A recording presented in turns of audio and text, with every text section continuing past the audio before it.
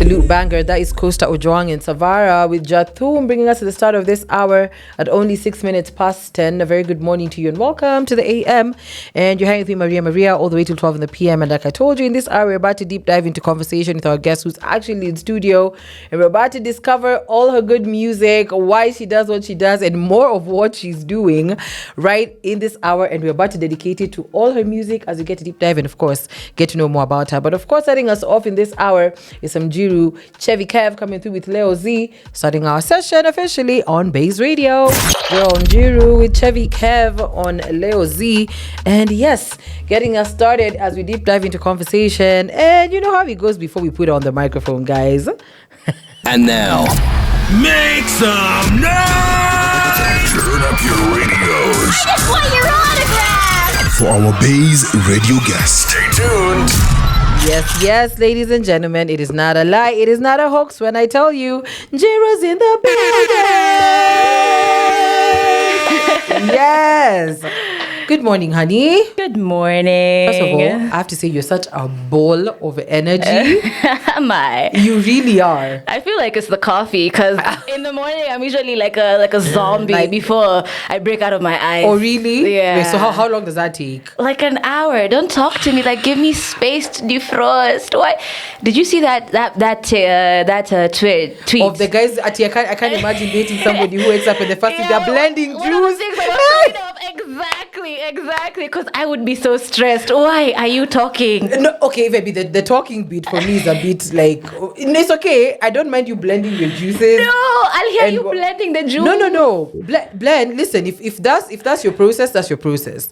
But me, just leave me out of your shenanigans. Do your thing. Please. Don't talk to me, but blend your juice there. I don't have a problem. I guess then I'll really need a big house, so that you can blend your wing juice. A, wing B. In wing A, then I'll be in wing B sleeping, and I won't hear you, and I won't be grumpy when I wake up. Ah, that is crazy. Whew, that was a lovely icebreaker. But hey, guys, Jiru's in the building. We're about to deep dive into all the good things that she's on about. But I mean, before we deep dive into the music, I think it's only right for us to get to understand who you are as a person. So when you're asked to describe yourself in 3 words, what 3 words do you normally use? Wow, 3 words is such little words. Yeah. Give us the list. I feel like if I was to express, actually, I can give you 3 words. Let's go. I would say a sonic shapeshifter. Ooh. Those are 3 words, right?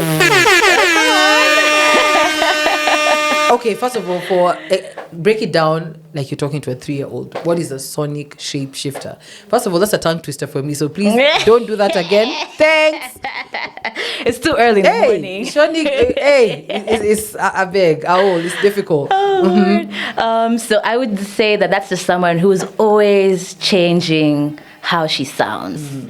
Like today she's singing for you in this style, tomorrow she's doing this, the next day she's doing that. So yeah, I actually have to shout out Opio for that because he's the one that called me that for the first time. I like that. Yeah. I really, really like that. Yeah. So wait, we still have some few more minutes. So this is the time where we get to deep dive into Jiru before the music. I'd love to know, where does the passion for music start from? Can I be cliche? Oh God, please, let's hear it. No. But I always tell guys, there's always this thing that the doctors used to my mom, they used to tell me when the doctor spanked me when I was a kid that first time. You sang? I sang. That's just what happens. So that is my story right there. I was singing even before conception. I don't know about conception, but I know about birth. But music has been a part of my life forever. I can't give you a definite time where I was like, you know what, this is it, because I was always just so excited, even with music. But I do remember one significant memory, like one Christmas where my parents were like, you have to give us a show if you want your gifts. Oh my! And I was like, I bet. And then I sang for them, "Take a Bow" by Rihanna. And then I was just like, I hope you're not gonna be a singer when I grow up, So yeah. Right. Wait, and are you from a musical background? Are you inclined to a family that comes from music? The only time my dad used to sing was in the shower. Yeah, actually, both my parents do not sing, but I mean, they love music, but they can't sing. What? Save their lives. So, okay, forget even the parents. Yeah. Let's talk like aunties, uncles, like no one. I think they used to sing, like, the way they'd sing in church. But I do know my aunt has a nice voice, and I know my grandma used to sing in church. Okay. Yeah, Okay. but nobody really pursued music. Though my granddad also was like inclined in the arts. Okay. So at least Makes some sense. artist Yeah, was they somewhere okay. there. Makes sense now. Yeah. Makes a lot of sense. Yeah. But you know what? I like that we've gotten to that point because we're about to get back into the jams in just a little while before we get deeper into your music and all the projects that you've been onto. But we're about to listen to Cheki. This is Njiru Chevy Kev coming through on Baze Radio to the AM. And of course, we're still deep in conversation with my girl as we're about to get into it nice and easy. So first of all, I want to know how the production of this project came about. How do you and Chevy know each other? How did this project end up becoming a whole thing? Please walk and talk me through it. Actually, Chevy and I met in high school. Interesting. We're childhood friends. Our school was very musically inclined. What school? Mount Kenya Academy. Uh-huh. Yeah. And It's the cheeky love for me. yeah, so we'd always have like this thing where they'd want people to sing during assembly and things like that. So one time, like I performed, and Chevy was like, you know what, I think you and I should do something together for like assembly, which we did, and then it ended up being so amazing. Nice. And then he was like a class ahead of me, so he left, and then eventually I also left. And then when we tried to keep in touch, but then Life was lifing, and then randomly during like one of my work days, I'm on the streets and I bump into this guy. We had like lost touch completely. Like I didn't have his number, I didn't know his Facebook because ilikuwa enzi ya Facebook. Okay. And we just randomly meet, and I was working on Tonight, the last track of the album. And I was just like, you know what, I was actually looking for a rapper. How about we just get into studio? So we got into studio for that one track, and before we knew, we had an entire 11 tracks. That's crazy. I know, it was crazy because that the project took us 3 years. So you can imagine, we had not been together for all that time, and then suddenly we were in each other's lives almost every other time for 3 years. What? Yeah. It was so Sweet. Wait, so it felt like fate. 11 tracks. I'd love to know which one was the most difficult to write and which one was the easiest to write. Hey, I would say actually the hardest might have been Tonight, which was the first one. And it wasn't even hard to write. It was more like hard to find our middle ground, because Tonight was more inclined to what I usually do, like going big vocally or doing like the whole R&B kind of thing. And it wasn't his sound also, and it wasn't the mind space he was at. And then, but we were just able to find some connection, and when we were able to find it, we were just flowing. I like that. Yeah. But the easiest one to write, I think it was E-Love. Okay. Which surprisingly is also the song that did the best in the Love one. project. Yeah. We'll actually end the show with that one. But I'd love to know also, when it comes to production and your writing, how do you go about that? Are you the freestyler? Are you the one who has to like sit on a beat? Please walk me through your creative process. I think I'm both. Sometimes I can do a track and it comes to me so quickly. I'll have it done, like the entire song, 10 minutes. Let's go record this and put it out in distribution platforms. Yeah. Sometimes I can take 3 months on one song. Wow. Yeah, like I feel like artists know this. Sometimes there's no middle ground. You just get it, or it takes time, or you just don't at all, Interesting. But yeah, with like music, there has to be like an aha moment for me, like especially with tracks that call to me, because sometimes I can get tracks from a producer who I've done music with before, and the track doesn't give me that je ne sais quoi, So it's really an aha moment when it comes to music for me. There's something that I listen to and it will just connect with me. Yeah, I like that. Well, we're about to take a breather just a little bit as we get into some Cardinalis, Kilos, Pseudodose, and Caterpillar. This is Tamashani. This song is doing crazy on TikTok. But yes, you get to enjoy it as we deep dive into more conversation with Njiru in just a little while. This is M. Rumbi and Njiru with From the Other Side, and you heard it on Baze Radio. A very good morning to you and welcome to the AM. And of course, we're about 29 minutes deep till we get to the top of the hour.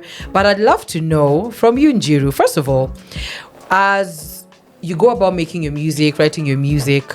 I think the studio is the most essential bit when it comes to the process of making music, obviously. Yeah. But I'd love to know, in your own perspective, as you make your music and as you're about to release it, how do you know a hit song? Back on that moment. Okay.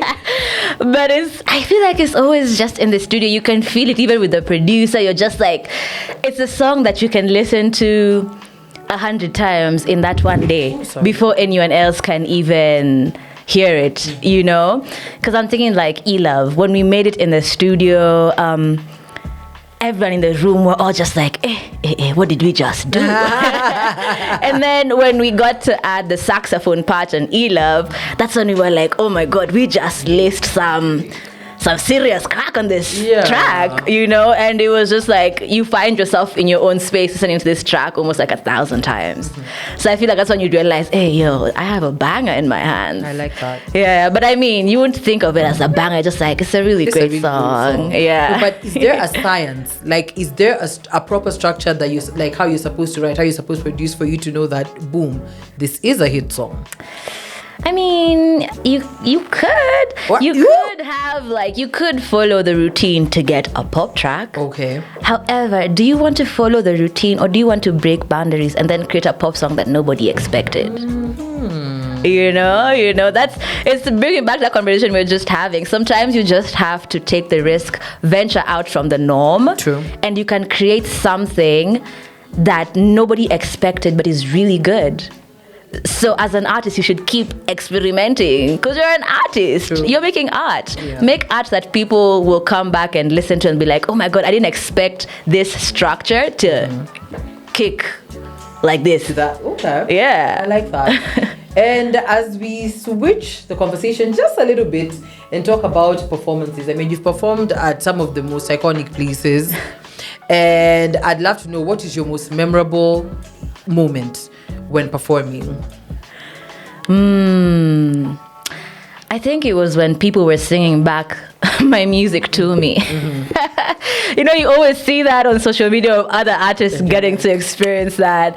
Manifesting. Yeah, you're wondering, hey, bwana, itafika siku gani when I'll be the one who's there and people are singing my music to me. Yeah. You know? And I remember this one time I was performing at Be a District and people were singing back E-Love back to me. And then now even recently I had a performance at the Mist and people were singing some of the tracks from Hizzy Streets. Wow. And I'm just, and like, you know, they're singing them back to me and I'm just like, oh my God, we took time, made this music, gave it into the world. And this time later we're going to perform and people are singing it to me. It's no longer my music. Yeah, no, it's ours.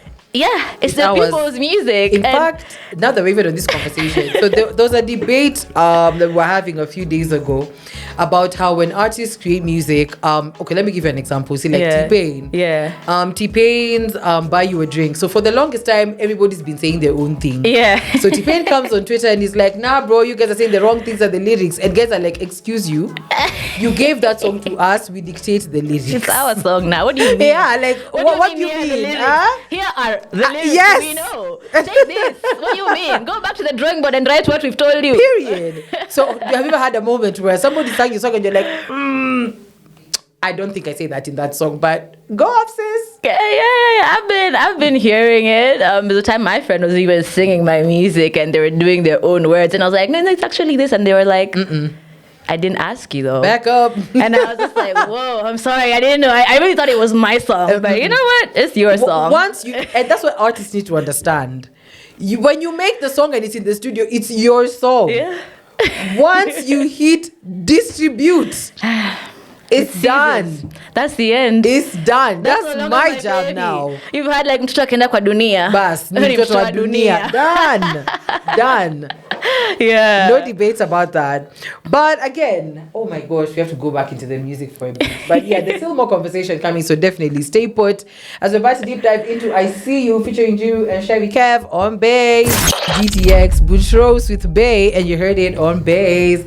A very good morning to you and welcome to the AM. And of course, we're still in conversation with my girl Njiru. And as we're about to still get to enjoy more music, of course, we'll be getting to listen to her new track with DJ Mura in just a few minutes.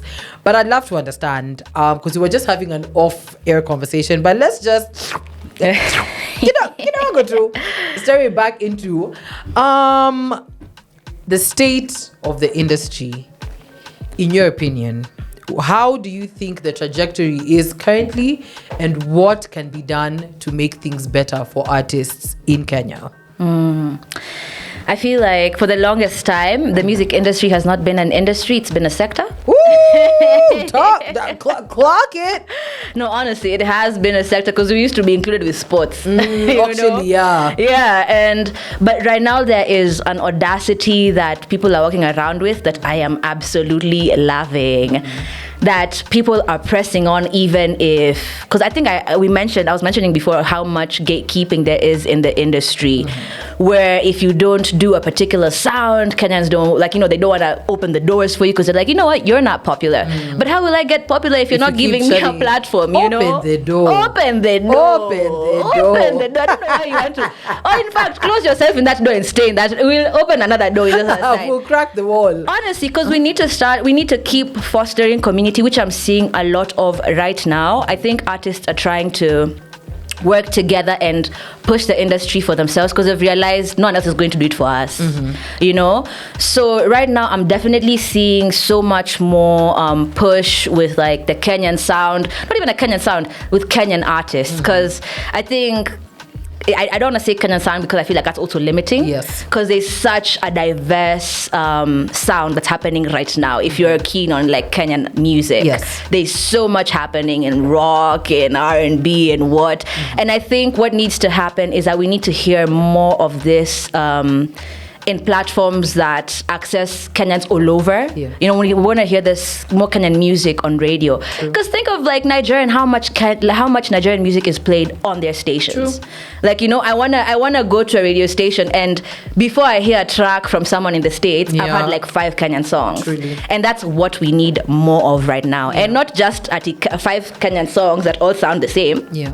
No, like give me different artists so that even the people who are listening can also have the options. Because like what I keep hearing is that, oh no, sometimes it's not the listener's fault because, you know, like the people who are providing the music are not like giving the music from all over. True. You know, because I mean, not everybody can access a distribution platform. Yeah. You know, so I really hope right now more people are doing this music thing out of passion and not just a job. And that's why we'll keep hearing more of Kenya here, which will lead to more of Kenya out there. Yeah, because how are we gonna get love abroad if we're not even showing love to each other here? That's true. Yeah. Woof. Woof. Na kwa haya machache sina la kuamba, but kuuliza, the project with Mura and DJ Fita, how did this come about? First of all, in your perspective, I feel like when you work with someone who's strictly a producer, it's different. But how does it feel working with a producer stroke a DJ? It was quite interesting because, like, first of all, when we were done with the track and we knew we've like finished the track, they could sample it with audiences because they're DJs, so they could go out there doing gigs and then just like, drop I remember it. This one time, they had shared the track with Big Nyags, and as I was at the event there that he was playing at. Is this at Mass House? No, it wasn't Mass House. We were at Coda, and then I was at an event there, and I hear like. I'm like, huh? Is that not me? And I'm somewhere like with people. So like I ran from where I was. I just like ran to the DJ booth and I was just like, oh my God, is that That's me. And I went behind the counter and I was having such a great time. And that's an experience that I had never had, where I got to listen and share my music with other people before it was released. Yeah. So that was one of the things that I really enjoyed working with someone who's a producer and a DJ. They can sample it, and even before we release, we already know how people are going to perceive the music. Yeah. And I also liked working with him because it really challenged the boundaries we set for ourselves as artists. I love that DJ Mura always insists, like, you know, if you're a DJ, learn production. True. you know? It's essential. It's essential, like, because if you do, you can be able to make your own tracks now, you know? And me as an artist, when I was there, I was like, you know what? I love to sing, but I would also want to be able to, because when we were in the studio, sometimes he would be doing something, then Fita comes onto the chair, and then he starts to do a little something. I really wanted to also participate. Like, you know, like how I could participate was like with like my mouth. I'd be like, guys, I'd like, you know? But I actually want to know the technicality. Engineering is important, honestly. Exactly. So it was really like a drive for me to also expand my skill set as an artist and not just be comfortable in singing or the things that I'm already comfortable doing right now. So it was really an eye-opener and a great challenge to myself. I like that. Yeah. I like that. Well, we're about to get into it. This is Kazi, DJ Mura, DJ Fita, and Jiru coming through on Baze Radio. And yes, you heard it. That was DJ Mura, DJ Fita, and Njiru with Kazi. First of all, what's the inspo behind that song? It's time to tell on yourself, please. Actually, it's interesting. We had a live recently with Mura where we were discussing like what pushed us into this thing of Kazi. And if I'll say from my perspective, last year, I mentioned this to you. I quit a job I was in after, like, you know, I was in that job for like 5 years, you know, because like that whole concept of, you have to have stability or you have to have, this as an artist was so in my head. I didn't want to like let go of the stability that I had, that security. Because I was just like, I let go of it and then, you know, but then I just woke up one morning and I quit. And then in that space where I was just like doing my own thing, exploring life for like, I had like a good 6 months where I was just doing life. I like that. I met Mura for the first time. Fita, I had done like a cover of like Fita's beat. Okay. And that's how I think he thought of me when they were making this track. In fact, when he called me for this track, I have a song that I released from one of my earlier EPs called Manya. It's very cultural and whatnot. Akanipiga kaniambia, we want you to come and do those two culture sounds of yours, like for Manya. I'm like, what? Say less, I'ma be there.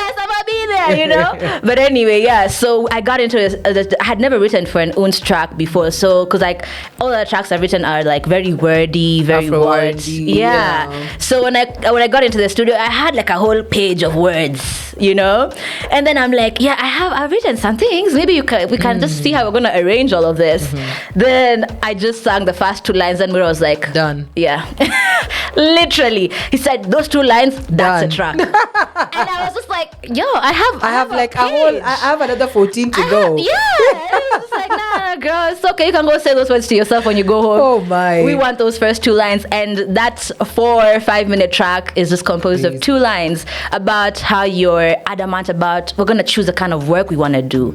And that's the audacity that I'm seeing around right now. Even when we're speaking about the music industry, people are becoming bolder in their artistry and in just anything that people are deciding to do. People are becoming bold. Like, si lazima, you know, like you'd think that the careers to pursue to be successful, and can be a doctor, be a teacher, be a like, okay, not a teacher, but you know, it's ni serikali. But like we have more audacity right now when we realize, hey, you can, just because I'm Kenyan doesn't mean like I have to do like this. Just I can do anything that I want. You know, like I can be in Kenya, I can be a painter, and I can thrive and have an income that sustains me. True. Which is not something we would always have. Our parents, actually, I'm so sure most of our parents are shocked that this is how we are moving. Yeah, they're like, bro, you're actually making money from what? Being a radio presenter, from being a musician? My dad to this minute is still in denial. Like every once, twice in a month, he'll forward me a link of NSSF is hiring. I'm like, bro. Like, please get something stable. Sir, I'm fine. Exactly. Oh goodness. Exactly. So that is the inspiration behind Kazi, that nitafanya kazi nimechagua na nitabagua kazi. You won't just tell me to do something. Anything. Yeah, just anything just because you're trying to tell me security. Nah. I feel like the sky is not even my limit. We're going to space.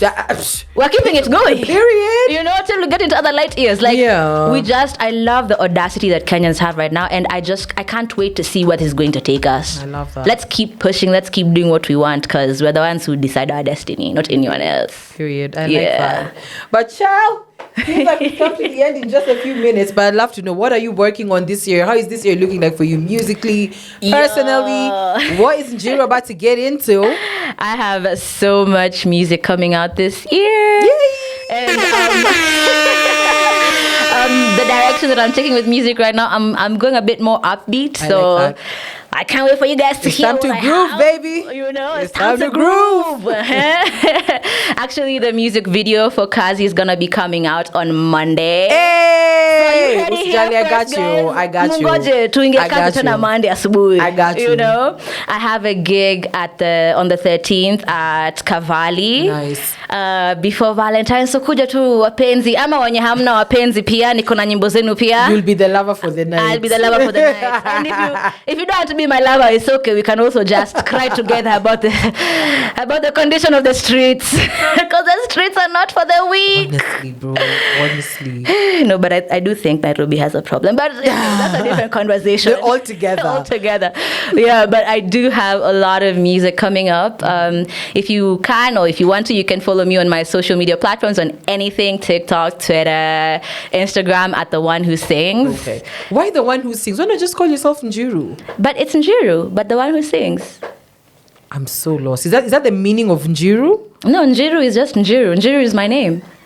Okay. But yeah, it's a whole identity thing. That's why I'm like, you know what? You like it? I love it. I like it also because, like, you know, it also brings emphasis that not only am I Njiru, but when you give me a mic, but I expect that I will sing. Yeah. That mic will be on. I like that. Yeah. I like that. Goodness. My girl, we have only literally a few seconds to go, but it's that time to wish you all the best as you get into all the good things that you're about to this year. Thank you. Remember, Baze Radio got you. Anytime you got promo, you got new music, or hit me. Okay? And I definitely love this session with you. Hit me.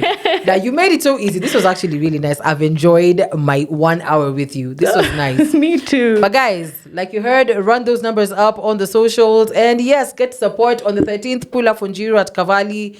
Monday, pull up to the tube. Run up those numbers on the Kazi video. And yes, all the best, my love. Thank you. Thank you so much for coming through. This is Baze Radio. We are 254 to the core.